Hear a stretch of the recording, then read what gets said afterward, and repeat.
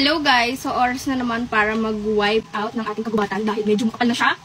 Hair removal cream po ang gamit ko down there. So let's go!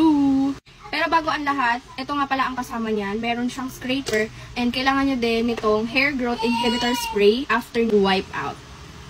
And guys, ganyan yung itsura niya. Ngayon mag-a-apply na tayo. Kailangan nyo lang siyang i-apply ng even and then mag-wait lang tayo ng 15 minutes bago natin i-scrape out. Pero mag-patch test muna kayo ng small amount. Quick and painless to. So, maglalagay na ako. So, yan. Habang hinihintay ko, dahil nakapag-apply na ako, sagutin ko kung bakit nga ba ito yung mas gusto kong gamitin kaysa na mag-shave.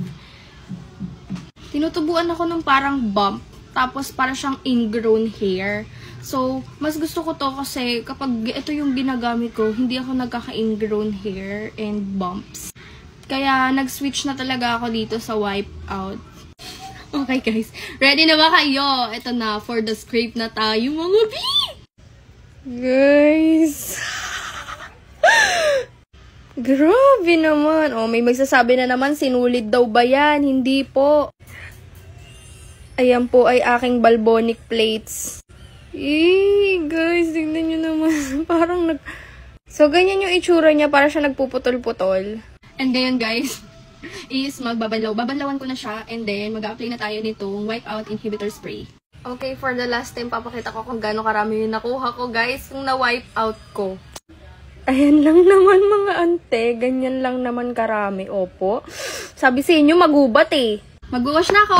So, nakapaglinis na rin ako ng katawan and ngayon naman, i-apply na natin itong wipe out inhibitor spray. So, itong purpose nito is para safe siya and then mas mabagal yung pagtubo ng hair mo.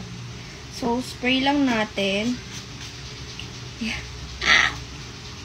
And we're done!